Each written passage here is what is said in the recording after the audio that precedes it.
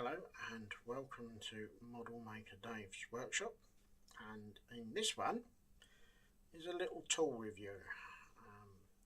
This is something that I find incredibly useful for figure painting. As you can see with one that I'm using on this one, and as you can see, he has definitely been well used and well abused.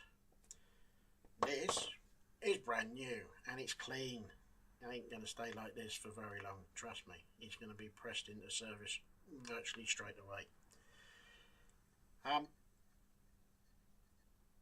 The only thing that I do on this is take this off, if you can. Why do I get a Tomorrow's World feeling here? Come out, you bugger. Right, I'll do this off cam. No, I won't. Right. I'll just gently prise these apart a little bit more, just so that it gives me a bit more working space. And then put everything back in. Always, there's a small hole.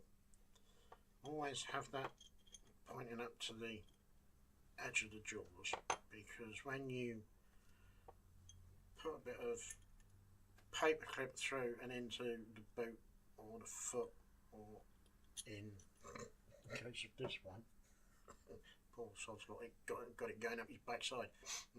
Yeah, okay, we'll move that one away quickly.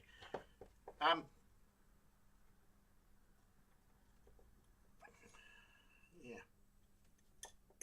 So when you've got the, I don't know if you can see on this one, it might be better on the other one. You've actually got the stem of the paper clip going all the way down and through the bolt and down here. It just gives it a little bit more support.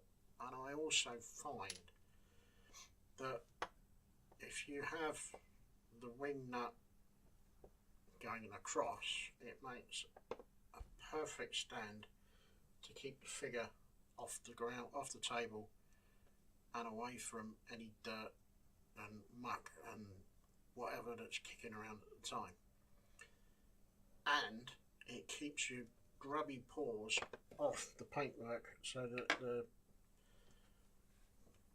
natural dampness, I don't know if that's the right word, juices that come out your fingers doesn't wear away at the paint.